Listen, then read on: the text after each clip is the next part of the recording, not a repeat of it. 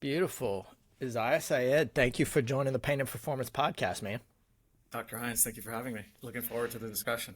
Yeah, I'm excited about this one, as we'll probably explore a little bit as we go through this. This is probably one of the biggest 180s that I've taken throughout my career of kind of looking at the nutrition components of health, the supplemental components of health. I think very early on, whenever I got into healthcare, that was something that like I almost thought of as like taboo. Like, no. We're not only are we not going to help with that, but I think it's bad to help with that stuff. And I could not have made a bigger 180 over the last whatever it is, 12 to 15 years. But tell us a little bit about your background, and then we'll dive into some of that stuff. Yeah, and it's interesting that you say that because I feel like I'm hearing more and more of that. I recently spoke to an orthopedic surgeon at Hospital for Special Surgery who said to me, I've been practicing for 30 years, and only now am I starting to realize just how important nutrition is to outcomes. So there's a tidal, in a wave and shift coming to how people are thinking about this, even in conventional medicine. So I've spent my career as an entrepreneur, but also kind of steeped in innovation and strategy in large firms like Deloitte and Citibank, sort of at the enterprise level, really thinking about how's the world changing, what are the risks that these changes present to an enterprise, and then how do you position against those changes to make sure that you remain relevant. So a lot of that is kind of in the realm of technology, right? So at Deloitte, we were looking at things like blockchain and big data and AI and all the disruptive tech domains that might impact our clients and us, and thinking about, how do we mobilize against this. So I've done a number of different tech companies, and most recently I'm at the helm of a company called Mend, which is in life sciences, and it really came about because of a result of health experiences in family. Mom got sick with cancer, recently had a total joint replacement. She's 80 years old. And I saw some of the kind of the issues and gaps that I saw in healthcare and her care. And then my brother had a very serious fall from a waterfall, and I saw some of the gaps there. And then I had an injury that was very slow to heal, and started really thinking about, hey, is there something wrong here? And really arrived at sort of a set of core theses that I'm sure we'll cover as to the very important role nutrition has to play in all of this across my mom's situation, my brother's situation, mine, and so much of illness that exists in society. Yeah, I had a patient who asked me this week, and it was very, very present because I was kind of prepping for our call. And she said, I had a friend who was doing kind of regenerative therapy and dry needling and said like the treatment didn't work for them. And she was like, I don't understand that because when we talk about it, you're just explaining how all you're doing is tapping into the body's healing response. So how could that not work for him? Like you could see the disconnect in her brain. And so we started talking. We're like, most of these things are tapping into someone's natural ability to repair and heal things. And our body does a wonderful job of doing that if it has the right tools, if it has the right building blocks. And when it doesn't, even these really, advanced things that we currently have in terms of regenerative therapy, peptide, stem cell, all these advanced treatments that are starting to come out, if the body doesn't have the building blocks to use those treatments effectively, then they quote unquote don't work. And so we were having the conversation like with the patient that means there's something else going on in this person's system that is not allowing the body to heal. And a lot of times that is starting to look at the nutrition component, the inflammatory component. What are they missing? What's not in the body? Or what is in the body that's not supposed to be there on either side, and how do we help that? And I was like, if we don't fix that, this patient could go and have surgeries, they could have injections, they could do all this stuff, and they're not going to get the results they want. So it was so prevalent, but it was amazing to see somebody just like the light bulb go off, and she was just like, so he has no idea that there's something missing that is preventing him from getting the care. It's not that the treatment was bad. There's something else that's supposed to be there or not supposed to be there that needs to be addressed, or nothing else is going to work. So like Yeah, that's and pretty much it. that was my aha as well. So I was in a boot from a stress fracture for what ended up being way longer than the normal healing response time, and I pride myself in generally being pretty healthy, and I was exercising and training for the New York Marathon, and I was, at my wits in terms of the time was required to heal. Went back to my podiatrist and said, "Look, I'm still experiencing pain in the foot." And he did a scan and showed the bone hadn't fully healed, and said, basically I said, what should I be doing to kind of heal? And he said, go home and rest. Literally, he said that. He said, go home and rest. Healing is different for everybody. There's nothing you can do. And I was annoyed by that response because I thought there's something wrong here. There was just I didn't know what was wrong, but I knew there was something wrong, and I started to contemplate, geez, am I low in vitamin D because I'm South Asian, Middle Eastern, and haven't had enough exposure to the sun. Maybe my body's low on vitamin D. And so I went home and started to research that relationship, and you've articulated it perfectly, which is the core building blocks. There's a cellular process taking place. Your body's looking to borrow from other resources for energy. Your immune response needs to be fueled, and then it needs those core building blocks of whatever it is trying to repair. And there's very complicated processes involved. And if we don't have those core building blocks in enough supply, and the research shows that even a small trauma can raise the body's metabolic demands by as much as 25%. More serious trauma or injury or surgery can raise it quite significantly. And we're not trained to think about it that way. We think about rest, we think about icing it, we think about compression and heat and elevation, all those types of things, but we're just not told that your body needs to be nourished better. And so we think this is a paradigm shift coming, and it's one of the things that we're really focused on in medicine.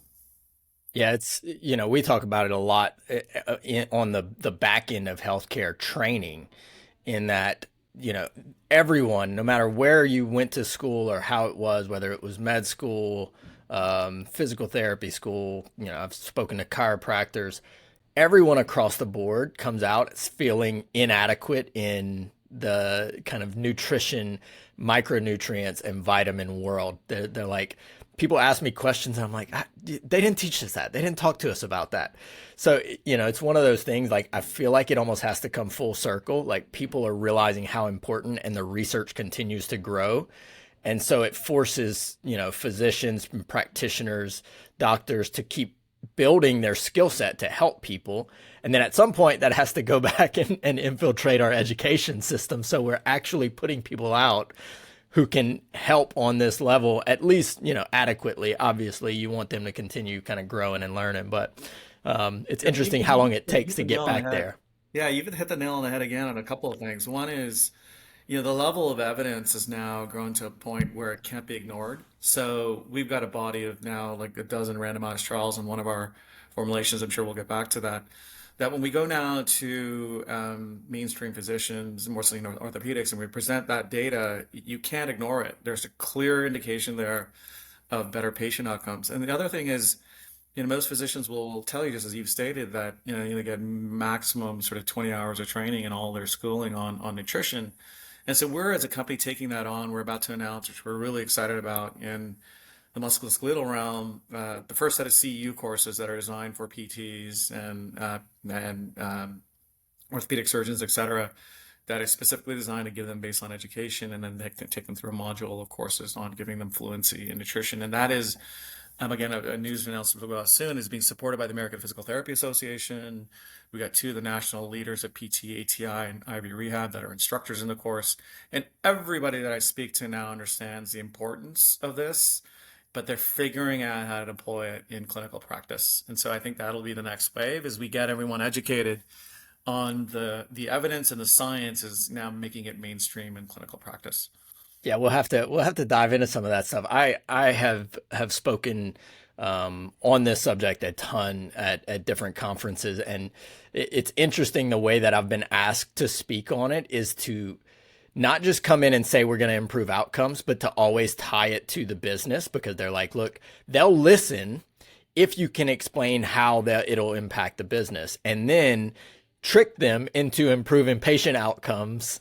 I'm like, look, there's no tricks. Like, this is if there's a definition of a win-win, if you're giving your patients the best education and building blocks you can to improve their baseline health, everything else you do works better. Whether you're a surgeon, whether you're a PT, whether you're a chiropractor, whether you're, massage, whatever that professional degree is, if you can elevate their baseline of health, you're going to look like you're much better, because their body is going to listen to whatever you're telling it to much better.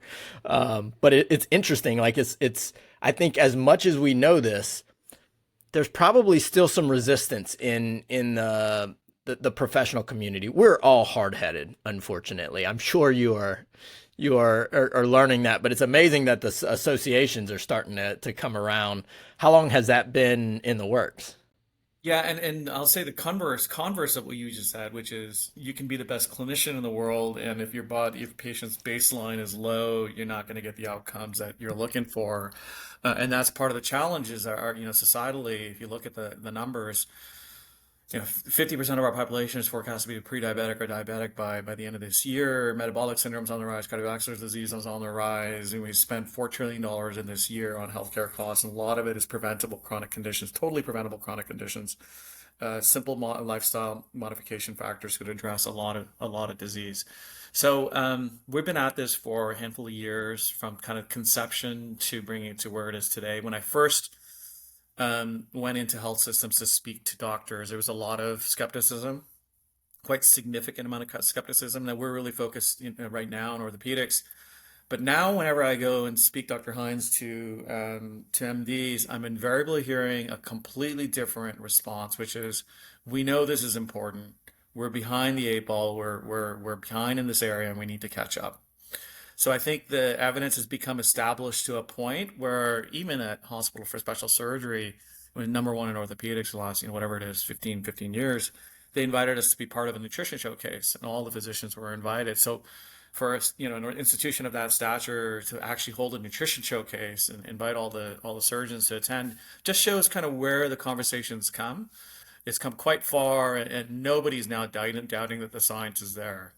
I'm curious, do you think that has been pushed forward due to the last 3 years of us kind of just realizing, hey, as a society, we were faced with this test. We failed miserably in terms of how healthy our base levels of just, protective levels of vitamin D, vitamin C, these, what we kind of considered, not really relevant deficiencies, and then we have this massive health crisis that really tests our levels. Are we in? Maybe we're not deficient, but are we in optimal ranges? And it just wasn't the case across the large portion of the population.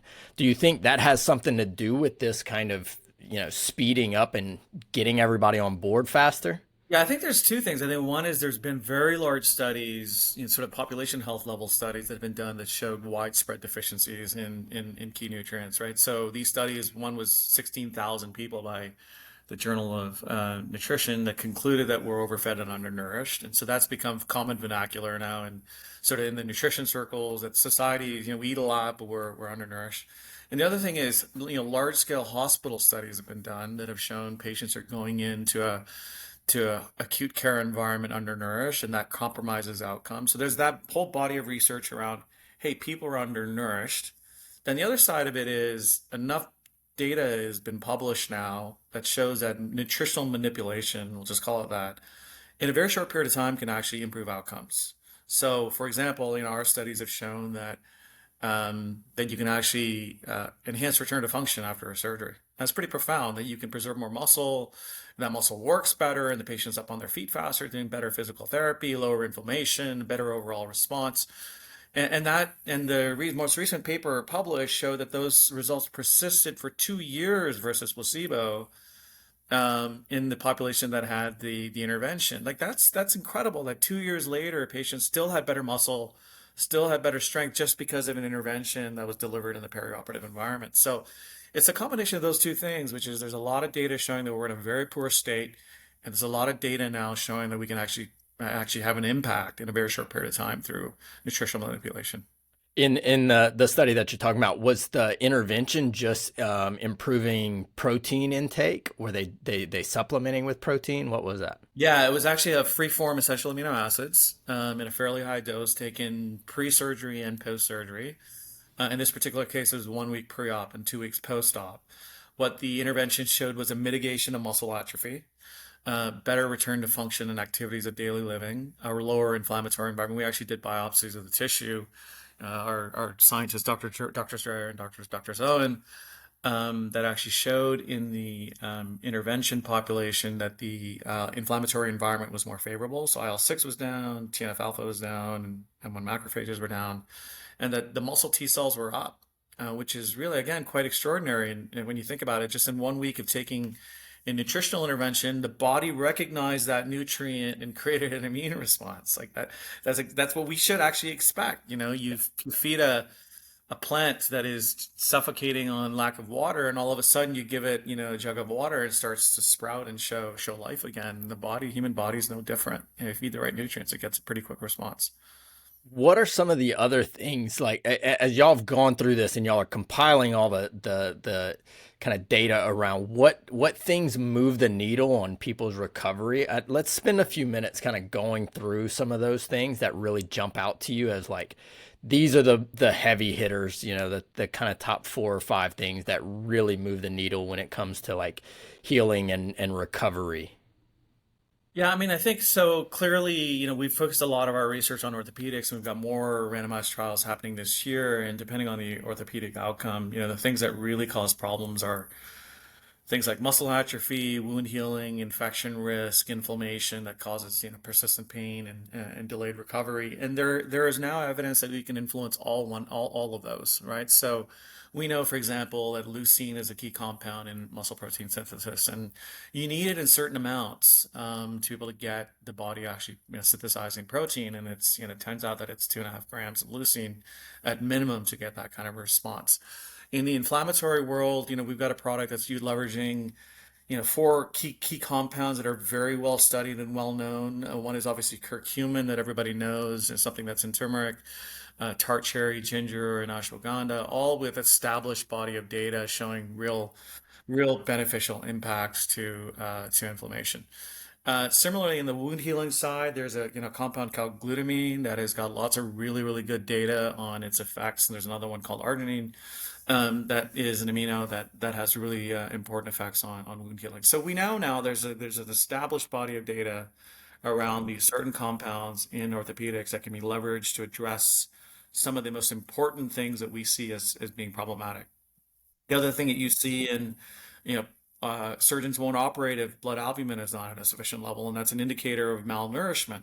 So we know through now our essential amino acid supplementation that we can get albumin levels up. So these are important endpoints and important factors that determine a good outcome. And so we can do all these incredible things through nutrition.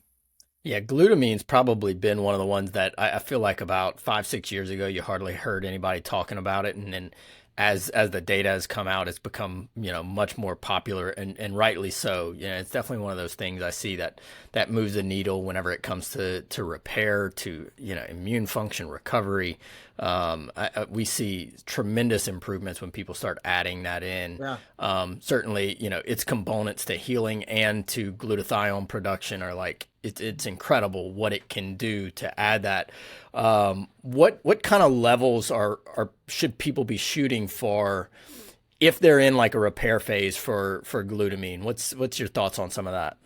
Yeah, we have in one of our, it really depends on the, kind of which product. We have 7 grams of glutamine in one of our products, which we kind of a recommended dose. There is data on sort of efficacy around the 5 gram dosage of glutamine, but it is one of those compounds that is considered conditionally essential. So when you have a state of trauma, your immune system is compromised, and one of the things that you really need to do is boost your glutamine levels. And so it is a critical compound, and really any patient that's recovering should really think about that as a core part of their recovery regimen.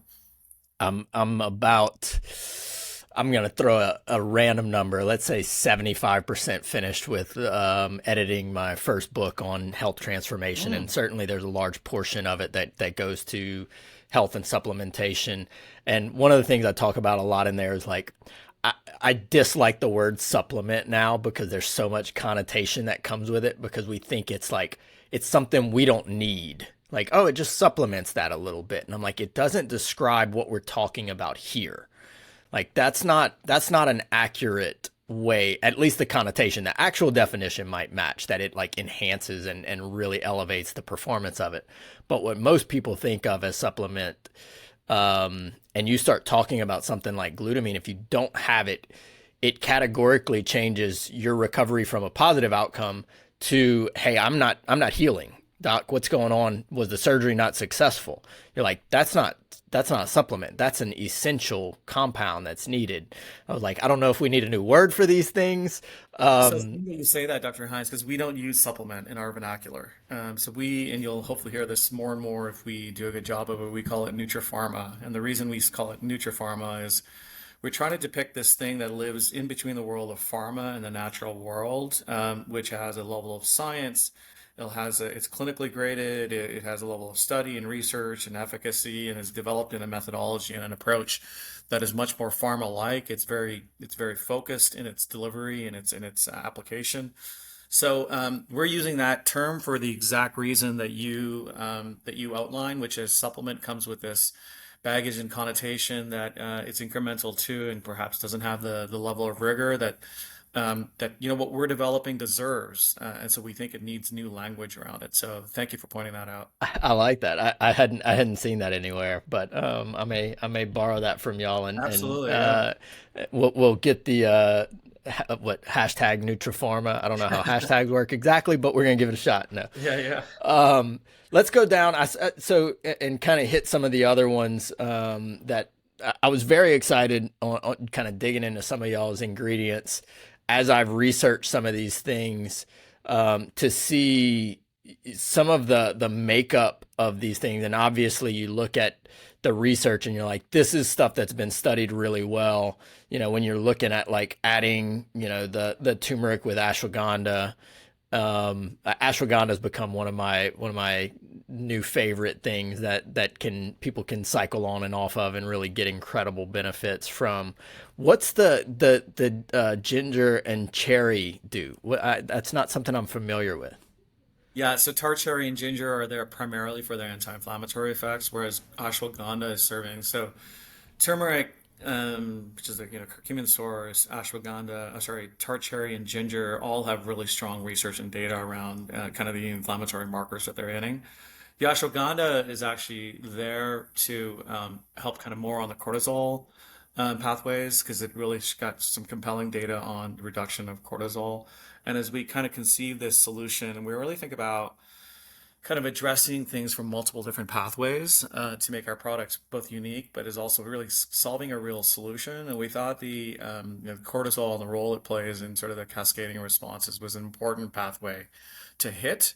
And so we think we've got a very, really unique product, and it's really evidenced by the amount of adoption it's gotten. So we focus on healthcare and medical channels, but I can tell you that in the last just 8 months, just word of mouth, the adoption in professional sports, U.S. military for that product has gone, through the roof. And it's because they're using it and seeing a benefit and impact in their populations, and they're, telling their peers. So now there's countless pro sports teams using that product to manage inflammation.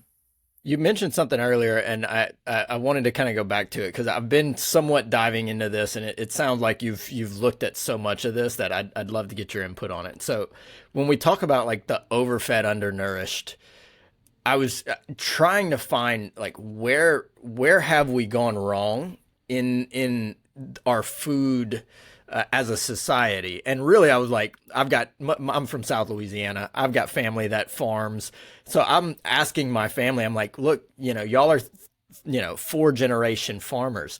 What has changed? Like, what are we doing different today that we weren't doing, 100+ years ago? That means that we're not getting the nourishment from our food.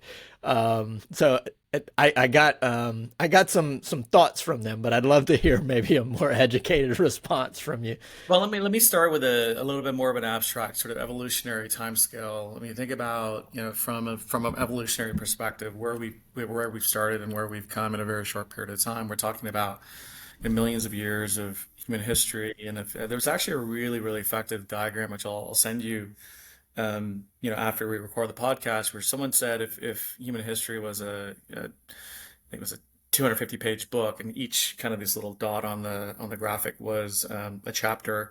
So you go through most of human history and it's hunter-gatherer. He came down to the very last row of the dots, and he said, this is kind of modern history from agriculture to modernity. So what we're saying is for most of human history, this entire graph, we were actually hunter-gatherers, we were eating nuts, raw food, meat, etc. In a very short period of time, we industrialized foods. So we went from agriculture to then manufactured foods, highly processed manufactured foods that have all kinds of fillers, additives, sugar, etc. So our diet fundamentally changed in the blink of an eye. If you look at it through, again, evolutionary lens, and our bodies haven't had the time, quite frankly, to adjust to this changing diet. So I think that's one key factor.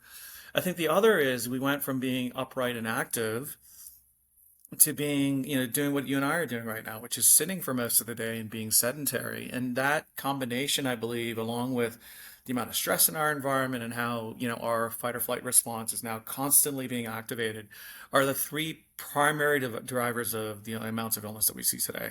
Is the highly manufactured foods we're eating, the fact that we're sedentary, and the fact that we're overwhelmed by stress. And these are the three things that we really have to hit if we're serious about prevention in our society. How do we do that? Yeah. Yeah, and how do we do that when 80% of the US population will tell you that they're not particularly motivated to make any particular changes? It's a real conundrum. It's not easy, and I think the thing is we have to make it easy. So with Nutripharma, our focus is, people tend to have a hard time making dietary changes and stop eating the foods that they're eating, but they're willing to pop pills for some reason. And so if we can design the right pill that is plant-based and organic and is not synthetic and doesn't have a long list of side effects, at least we can move the needle some towards inflammation, a key driver of so much of bad health and illness. At least we can move the needle on inflammation. Blood sugar, another huge crisis, right? Everything that we eat is causing our blood sugar to go up. If we can design the right Nutripharma product that's plant-based and actually reduce blood sugar levels, at least we can move the needle. And people are, as long as it's affordable and we can cover it and get it to them, people are willing to take those products. So we can do things that will start to move the needle as we work on, sort of bigger strategies to really kind of shift society into healthier habits.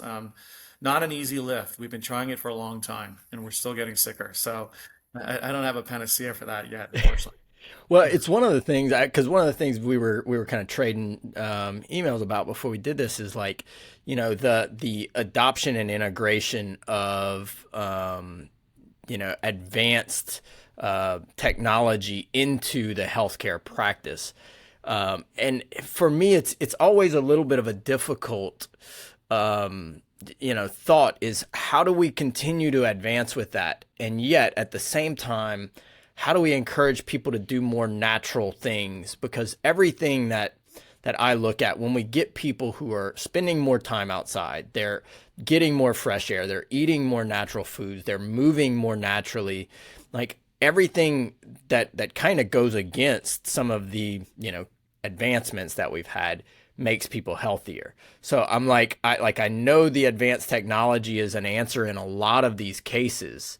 And obviously, I mean, look, my clinic has everything that we can have from an advanced tech so we can get people out of that. But it's interesting that I want to use that to get people out of pain and get them healthier so that they can go back to doing more natural things. Yeah, I mean, look, I think we technology is coming, no matter whether we like it or not, and we're going to become more and more of a technological species. That's just an inevitability, and so I think we have to figure out how to ensure that technology is additive to our health and not subtracting from our health. So I'll just give you an example. Like I use a sleep mask that has headphones in it, and those headphones play meditation music as I'm falling asleep. So that is technology, and I use it to my advantage. I use a fitness app to track my running. I use a fitness app to guide me in my workouts. So that's an example of technology being additive to my health. But the things that you pointed out, like our immersion in nature and eating natural foods and being around our loved ones and more access to my family happens to be in a WhatsApp group together, all of us, even cousins. And so that gives us our social interaction with each other, and we have a great time with that. So we need to train people and educate people on the value of these things that are available to all of us. Nature, so fundamental and so profound. That needs to be a societal level, in urban planning. We need to ensure that access to natural environments is baked into every design that we have. Now, even in hospital systems now that they're putting in actual natural environments because they know even in an acute short-term care setting, it has such a profound impact on outcomes. So I think there is a role for technology in health, and I do think that if designed well, it really can profoundly help improve health. Like one of the areas that I'm super excited about is how AR VR can really help improve mental health when used and designed correctly. But there is going to be no substitute for human relationships, no substitute for nature, and no substitute for healthy whole foods. Those are just fundamental, and so we have to figure out how to balance the two. Yeah, it's interesting. You bring up kind of like the hospital systems and stuff like that. And I was reading a study and it was talking about like the decrease in hospitalizations for, people who, had, increased levels of zinc, increased levels of vitamin C. And one of the things that it mentioned in there was like better rest and recovery. And I was like, that's a very low bar in a hospital. It's like being able to actually get quality rest and recovery in a hospital when you're getting, they come in and wake you up every 2 or 3 hours and stuff. And you're like, when do you need this natural recovery the most? Is when we take it away from you because we Yeah. just haven't had a good understanding of, what that is. So like, I love what you're saying. Like is there a way that we can kind of use technology to make sure that we're getting the benefits that the natural environment would provide for us? Like that's probably the way out of this in a way where we actually can get forward and our technology is not taking away health and letting us be more sedentary. It's actually telling us, hey, get up. You didn't go for a walk today. By the way, your HRV is low, so we need to make sure that you're prioritizing sleep and nutrition for the next couple of days, whatever. You kind Yeah, I of go mean, down the ideally list. you'd be in a recovery bed, surrounded by plants and nature and all that kind of stuff. But in the absence of that, are there some brain hacks that we can use to kind of create the illusion of being in an environment that's soothing and natural and all that kind of stuff, So, a lot more to be done there. And I think we have to fundamentally, first of all, re-emphasize and place importance on these things that we know are important. So, part of our care philosophy and caring for patients is this we call multimodal approach. So it's not just about one node, it's about multiple nodes. It's about lifestyle, nutrition, stress, anxiety, functional readiness, patient's education. All these things matter. And we have not put enough emphasis on them because we've become a profitability machine, an efficiency machine. And in that efficiency, we've cut out anything that seems not to be absolutely essential. I want to come back to joint health in just a second, but you kind of mentioned that. Is is this the tip of the iceberg for y'all? Like, is this something like I hear you talk about these things and I'm like, are y'all are you look at the Amazon model where they started selling books, but that wasn't the actual like, hey, in a decade, we're not just doing books. Is it, hey, let's go Nutripharma and that gets us in the door so that we can have an impact in a bunch of different ways and lifestyle changes and, mindset changes and health activity changes. Is that where men goes at some point? You've been very prescient in a lot of things that you said in our discussion because we've already gone there. We've introduced as a companion to our Nutripharma a patient care model where we provide our practice partners extended care outside of the walls of their practice. So imagine you see a patient in your practice and you know that because of your limited bandwidth, the stuff that you're really good at doing is within the walls of the hospital. But there's a whole bunch of things at home that we can be doing for the patient that are really important. And that's where we act as partners to the practice.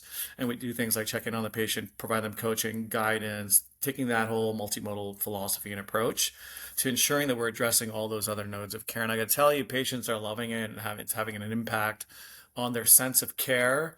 And as you know, as a sort of a thinker in this space, the more activated a patient is, the more participating in their own care, the better outcomes we see. And so, yeah, we've gone there, and we want to hit all of those nodes and become, a leading provider of those nodes of care. Let's dive into that for a little bit. What's that look like? Is that are they checking in like is that through an app? Is that web based? How's that look? Yeah, so imagine a patient comes into your environment and you say, "Look, I really want you to consider this, this additive care program that we've implemented. Once the patient says yes, or you give them the literature, we call them to enroll them in the program. Once they're enrolled, the patient receives a kit from us. That kit contains the Nutripharma products along with a set of technologies that we utilize to kind of interface with them and engage them. We intentionally designed it to be tech light so that it's not an app that's hard for them to learn and cumbersome. We know that that's not the right approach. So our care providers, nurses, dietitians, PTs that are interfacing with the patient over an SMS and Zoom capability. And through that capability, we're serving up content, we're monitoring them, we're taking prompts, hey, how's your pain today? The patient's informing us on their pain.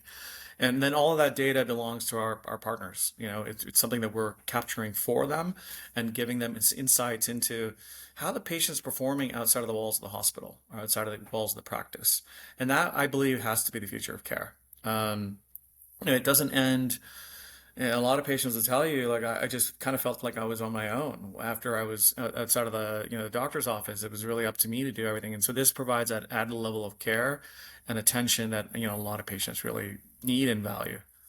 Yeah, I love like one of the things when we go to like the positive side of technology is like if we can start to take those things. One of the issues with like nutrition, Nutripharma, supplementation is that the research is really difficult in this world because you need so many people for us to get accurate data of what happens. But if we're doing that and that continues to grow, at some point you can take, the treatment, the results, the activities outside and aggregate that and be a giant research data output of, hey, look, yeah, this is across 150,000 people, but here's where the needle moved 10% whenever they were following up. And this group of people actually said they were walking 20 minutes a day because they were feeling better. And look what that did.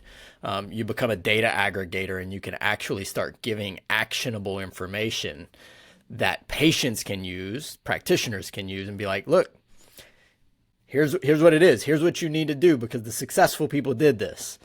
I feel like you read our business plan because that's exactly where we're headed is once we have lots of patients in the platform across numerous sites, we can actually see which interventions are actually having the most impact. We can actually be a little bit predictive about which patient profile will respond better to which particular intervention. So there's lots of insights that we will gather that will allow us to kind of help improve the entire healthcare system. So that's exactly where we're intending to head.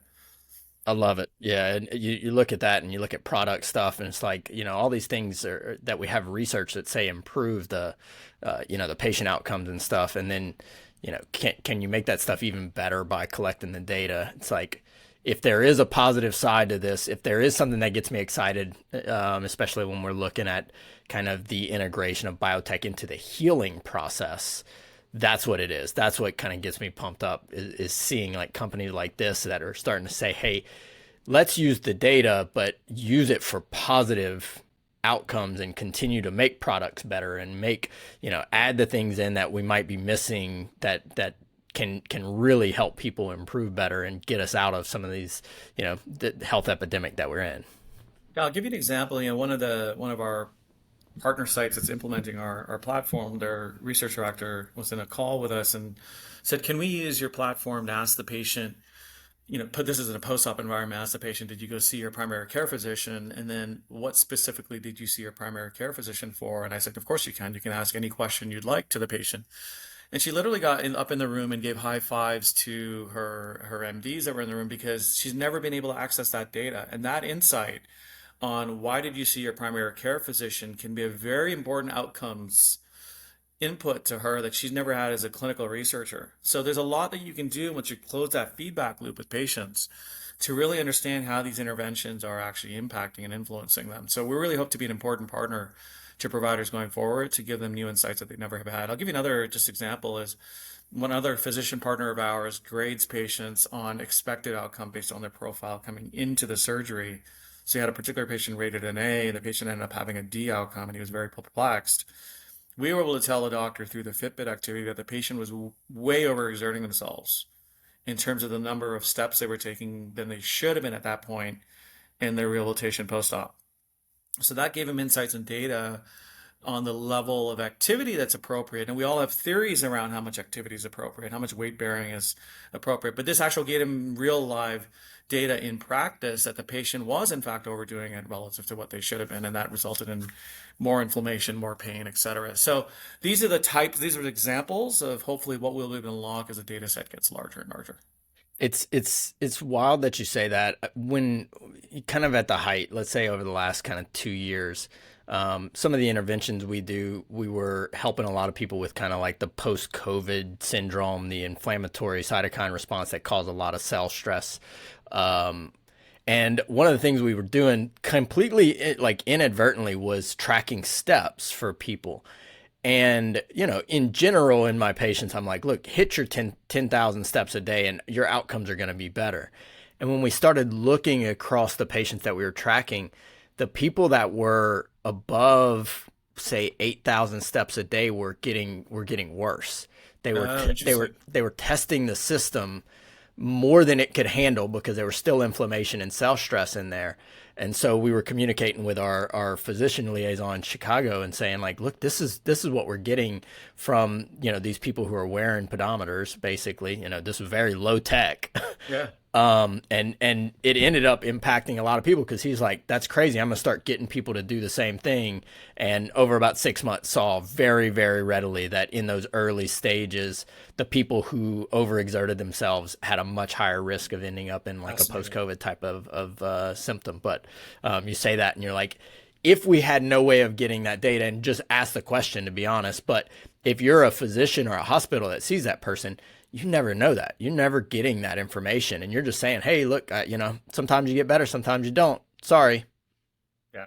Yeah, that's fascinating data. It would never even occurred to me that in a COVID environment, the level of activity, could actually result in inferior outcomes. That's very, very fascinating. Let's jump back to a little bit of the kind of like joint health and some of the compounds that y'all are getting out to people. When y'all were studying this, was there any major like aha moments of like, oh, this is really something that people are missing, that other companies are missing, that other physicians or compounders are not catching? Was there any major ahas? Yeah, to be very precise, we've got a couple of different solutions that can kind of play in the joint health space. One is perioperative recovery.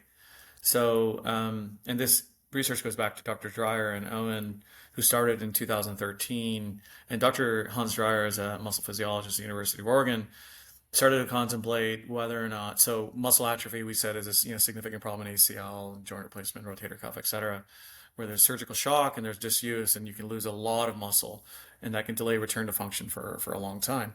So his thesis was, could the right blend of high dose of essential amino acids actually help mitigate that atrophy? Would that then result in better muscle, better return to function? So that randomized trial was published in 2013. That was a proof of concept and actually demonstrated that you can in fact do exactly that. Then a subsequent study was done in 2018 to show that it's actually safe, that there was no adverse impact to the blood profile, and the results were replicated. Since then, now there have been numerous RCTs with a essential amino acid supplementation in the perioperative environment. We're actually doing one in ACL this year to extend that data that has been replicated to show now pretty unequivocally across multiple sites, multiple studies, that muscle atrophy is down, muscle function is up, faster return to function, inflammation's down, et cetera. And so all this data is kind of more on the perioperative environment. Now, I know there's kind of a set of compounds that have traditionally been kind of used in joint health. We haven't gone into any of the chondroitin research, any of that kind of stuff to really should look at sort of what we want to do in joint health. Now, I can tell you that our inflammation product, the one that we've discussed the compounds on, the curcumin, the tart cherry ginger, and ashwagandha, we've done studies, and first of all, it's backed by really good data on the compounds. And the studies that Yeah. we did, 80% of the patients reported increased mobility and reduced swelling and pain in their joints. So we've got really good patient PROMS data and then prior RCT data showing that this is having an impact on joint pain and joint mobility. Now we have to extend that research. Every product of ours, we do kind of proof of concept and then we move it into more extensive RCTs. So that particular product needs to go into the next set of randomized trials to demonstrate unequivocally that that is in fact the case. Yeah. So if somebody's coming off of, or like, let's say they're having an ACL and, just out of like a recommendation, even if we're kind of needing more data on that, what would be kind of, if you were creating, hey, here's the perfect stack of things that you should take, what would that look like? Yeah, I would have them take our repair and recover product first, kind of 4 or 5 weeks pre-op. I would have them get on to our joint replacement product, which once we get the ACL study done, and just to state that Dr. Dreyer has been doing research in the lab on a younger population with the same intervention, has being seen the same characteristics. Muscle T cells are up, inflammatory markers are down. So we have a high degree of confidence that in the ACL environment, we're going to see the same results we saw in an older environment. So I'd have them get on 1 week pre-op, the essential amino acids, take that through 2 weeks post-op, and then get on to a set of inflammatory products like our Perform Daily inflammation product, along with just a maintenance nutrition product like our Regenerate product, which is really, we think, stand out for muscle health. That complement of, and many practices have started to use this kind of whole spectrum of care interventions for patient populations. So that would be kind of a best in class approach to addressing recovery from an ACL. And so, like in the essential amino acids, that's leucine, that's L-tryptophan. What's that? What's that? This is What nine essential encompasses amino that? acids, all of the nine essential Oh, amino okay. acids. So it's got Yeah, everything. yeah, yeah, yeah, it does. I did notice in one of those things, we had Dr. Barry Tan on the podcast. I don't know if you've heard his name, but like brilliant researcher in vitamin E, that y'all had a natto seed extract, or a natto seed powder maybe. And it says for color, but as thoughtful as these guys are, there's no way that that's an accident. That's the version of vitamin E that was chosen to be put in there. Have you dug into the research on the annatto I'd plant? have to get my scientist to reply to you on specifically that choice of vitamin E compound. That one is escapes me at the moment on this I specific saw it study. and I was like, that's incredible. So, essentially there's a few versions of vitamin E, Yeah, and tocotrienol is the version that's really healthy for blood flow, for recovery, for vascular support, and for inflammation. And that is the annatto plant is the only plant, as far as we know, that is 100% of tocotrienol. Most of the other versions of vitamin E have tocotrienol and tocopherol, like right. split in some percent. So when I saw like they picked the annatto plant as the one that gets added in there, I was like, this is too good. That's too brilliant. Yeah, So so we've got give them a pat. science board of a number of PhDs that come at the problem from different dimensions. One is sort of acclaimed in the world of sort of the natural world, natural products. The others are we've got two nationally acclaimed nutritionists and then a bunch of sort of pharma PhDs. We intentionally take a sort of multidiscipline approach to this. So I'm sure there's a very, very strong, good rationale the science team has for why they chose that specific form of It's vitamin E. it, it it's brilliant. It's great. How do y'all think about when it comes to like the whole world of like Nutripharma, the testing part of this stuff? Like where does that come in if we're doing everything perfect? I know right now it's kind of like we know the vast majority of people, don't have a lot of this stuff in the quantity they need to heal. But if we had the perfect situation, how do you think about testing? Where would that come in? What are we looking for? Yeah, multiple stages. So first and foremost, as you develop the actual formulation and you've selected your compounds, you want to select for compounds that have a strong body of clinical evidence behind them. So we're always looking for compounds that have established body of scientific evidence. There's a scientific dossier around sort of their, safety and efficacy. Second, when you formulate it, you actually formulate for things like bioavailability, the right dosing, non-adulteration, etc. So you've got a formula that has high integrity. Then when you actually go into testing that product, you have to do randomized trials, the gold standard placebo-controlled randomized trials to demonstrate that it actually works and that it's actually safe. And then finally, when you've done all that research and you've formulated and you've got your clinical data, you also have to ideally, if you're high quality firm and really focuses on quality, manufacture at facilities that are, FDA, CGMP compliant, that have NSF certifications, et cetera. And then the final step, which is something that men does, that very, very few companies do, is do independent third-party testing.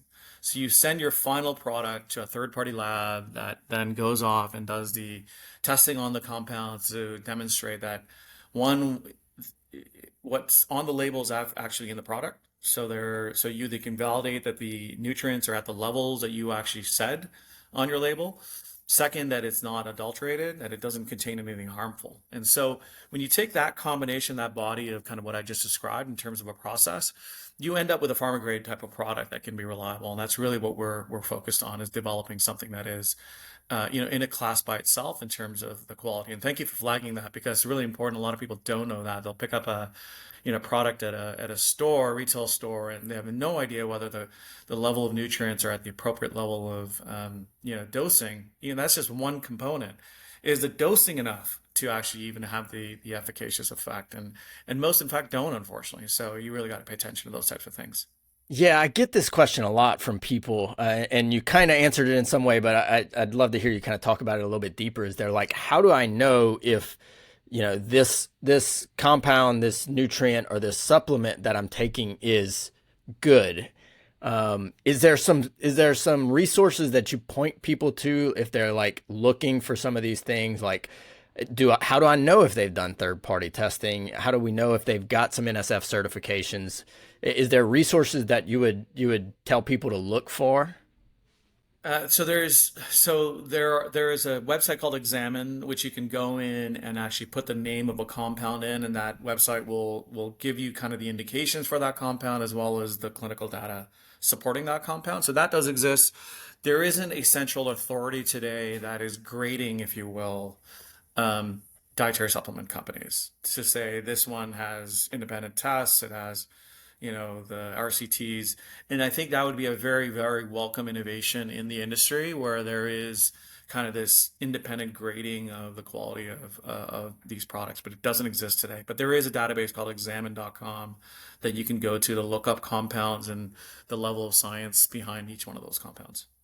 It sounds like you've thought about a lot of this stuff so much. So I would be interested to see how you answer this. But so, like, for you, what is a normal day and week look like from an activity level, and then like a supplemental intake, whether that's vitamins, minerals, and a Nutripharma.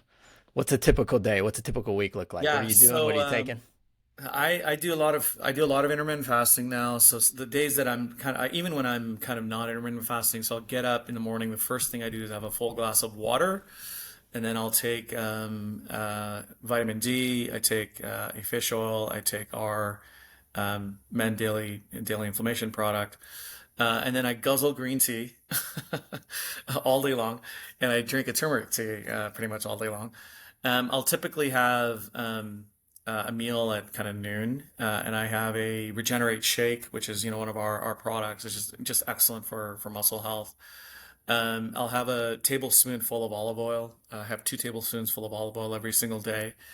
And then a very, very light lunch. And then kind of my main meal is usually around 5 or 6 p.m. is when I kind of have, like, after we get done our conversation, I'll probably have my main meal. I try to stick to something healthy, but then I'll also have our heart health product, our controlled glucose product, and then another serving of our Perform Daily Inflammation product. So I'm really hitting inflammation. I'm hitting oxidative stress. I'm getting my omegas in me and my fish oils, and I'm getting my vitamin D. I feel like those are the kind of the key compounds that are really important. Sufficient vitamin D, the omegas, keeping inflammation in check and keeping oxidative stress in check. If you do those kind of things, and you give your body a break from eating from time to time, just time to just exert energy towards other processes. Those seem to be kind of prevalent kind of approaches that are, everything that I've read and come across in all the podcasts that I watch, and the kind of the leading thinkers, is showing really good evidence around the impacts that has. It's interesting because if I really had to point to something that started to make the shift, as we were talking about whenever we started our conversation, this is one of the biggest things that I've changed completely on. One of the things that really started to make me think, oh, we need to look at this was actually fasting and some of Dr. Walter Longo's work. And we started looking at how big changing someone's like eating, what they were taking in could change their inflammation, their joint health, their stem cell production, their pain levels, incredibly. And as we started to talk about, hey, you're a patient, you match this demographic really well, this avatar really well, we should actually take you through like a 5-day fasting mimicking diet.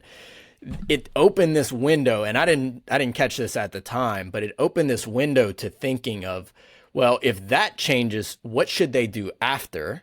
And if they don't have stuff in their body, in the quantities to help them heal, then like we started looking at all the stuff that me and you are talking about. Fascinating. But the input to it was actually starting to tell people like, hey, maybe we need to look at your feeding window. Maybe we need to look at doing some fasting stuff to get your body reset so it's functioning correctly. And then we can start from a clean slate and start putting the things in now that your body is not significantly inflamed and stressed, and your hormone production is kind of all over the map, and then we can correct some of these base levels of nutrient, vitamin, minerals, and really improve some things. But Yeah, I mean, for your listeners, I mean, I think anyone that's kind of looked into fasting, I think there's kind of two primary interesting processes that to me have convinced me that it's kind of a good thing to do from time to time. One is just not having the constant insulin spikes that is caused by eating all the time. So every time you eat, your body is, having an insulin spike and destabilizing blood sugar. So just giving your body kind of a break from that. The other is, a process called autophagy, which kicks in after a certain window of fasting. It depends on kind of who you speak to, but apparently 18 hours is kind of where autophagy starts to kick in, and it's a built-in mechanism that our bodies have to kind of cleanse, look for energy, sources of energy. I'm starving, so where should I go for energy? And that built-in mechanism starts to scavenge for areas where they can get energy from it. It turns to things like bad cells and dead cells and all that kind of stuff. So those two processes are very interesting, and more and more data is supporting the fact that giving your body a break from just eating from time to time can have really profound health effects. yeah, that who are you kind of mentioned, the like I guess data acquisition, who you're listening to, studying from. Who are some of the big names that are books that you recommend? Any of the kind of lead scientists that you're So the one I'm reading reading or right now studying? here is called the Anti-Cancer Living, and it was recommended by Dr. Rosen at Advocate Aurora. Talks about kind of the multiple prongs and approaches to how we manage disease. There's two others that I pull up. One is called The Disease Delusion. If you can see that, it's an excellent book. And then the last one I'll pull up here. It's called How Healing Works. So that's kind of on the book side of things, recent ones that I read. And then uh, Huberman, who's he's got a great podcast. He's blown up. I listen to a fair amount of his stuff, and then just I scour for kind of interesting discussions by sort of scientists and thinkers every kind of chance I get to make sure that I'm aware of kind of the latest thinking. So I those are love it. suggestions. Um, when we're looking at this, and we're kind of going back to the global level, we're taking the 30,000 foot view. If we're successful in the next decade of improving health across the whole society, what things do you see us doing? What boxes are getting checked? Yeah, I mean, there's so much exciting stuff going on in the realm of, health innovation. There's, stuff going on in, so obviously genomics and CRISPR, and there's, AI and large data sets and predictive capabilities and new therapeutics and new biopharma and all that all this stuff is important. But I go back to ultimately to prevention. We can't live in a system that's getting people sick in the first place, and then all of our dollars and attention going to treating them. And that's what we have today. 90% plus of our healthcare dollars go towards treating you when you're sick. So we talked about sort of why you get sick. There's, bad food, sedentary lifestyle, all kinds of stresses. So we get you sick, and then we pull out the scalpel and try to do the things to undo what we did bad to you.